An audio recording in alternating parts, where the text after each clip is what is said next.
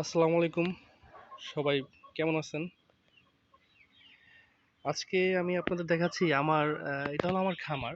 ঠিক আছে? এখানে পোল্ট্রি মুরগি পালা হয়। তো এখন মুরগি নাই। এখানে কিছু আছে এগুলো নিজেদের খাওয়ার জন্য রাখা হইছে। এগুলা আমরা ৬-৭ কেজি ওয়েট করি তারপরে খাই। আর যেহেতু খামারটা ফাঁকা রইছে সে কারণে আমার কিছু মুরগি ছিল আরকি দেশি মুরগি। তো এইখানে যে ২ টা মোরগ দেখতেছেন, এই ২ টা হলো দেশি মোরগ একদম পিওর দেশি। তো আমি একবারে জিরো বাচ্চা এগুলা মেশিনেতে ফুটাইছিলাম। ফুটায় বড় বানাইছি। বড় বানায় এগুলা পালতেছি। আর এইখানে যে ৩ টা আছে এই ৩ টা টাইগার মুরগি। এগুলাও জিরো বাচ্চা আনছিলাম। এইখানে ৩ টাও টাইগার। টোটাল এখানে ৬ টা টাইগার মুরগি। আর এখানে ২ টা আছে দেশি মোরগ।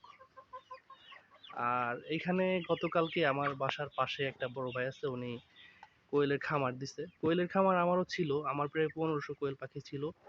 তো এখন ওইগুলো আমি পালি না। তো শখের বসে আবার দেখলাম, দেখে ইচ্ছা জাগলো এজন্য মাত্র ৬ পিস আনছি বাসায় পোষার জন্য। তো গতকাল এগুলোর বয়স আজকে ৩৫ দিন। এইগুলা ৪০ থেকে ৪৫ দিন ডিম দেয়। তো এখানে ৫ টা আছে হলো আপনার মেয়ে কোয়েল আর একটা হলো একটা নর কোয়েল আছে। তো দেখা যাক এরা কি করে। আর একটা কবুতর আছে এটা হলো দামাসিন আইসবার। আমার এক জোড়া ছিল তা আমি সময় দিতে পারি না বলে বিক্রি করে দিছি। একটা বাচ্চা ফুটছিল, একটা বাচ্চা এই যে এখন বড় হইছে আরকি। আর এখানে এই কোয়েলগুলো আনলাম।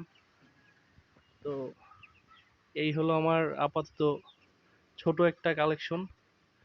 তো আরো কিছু পোষা প্রাণী পালার ইচ্ছা আছে, যেমন খরগোশ, তারপরে কিছু বাজিগার পাখি, প্রিন্স পাখি, ককাটেল এই টাইপের কিছু পালবো ভাবতেছি।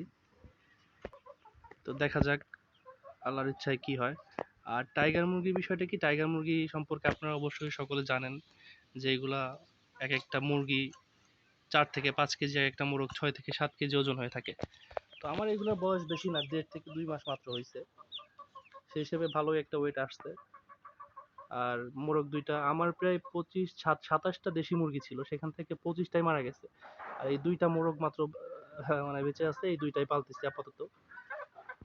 এগুলা নিজেদের খাওয়ার চাহিদা মেটাবো, এগুলো তো আর বিক্রি করবো না, এগুলা নিজেরা খেয়ে ফেলবো একটা সময় বড় হলে। তো এই হলো আজকের আমার আপডেট।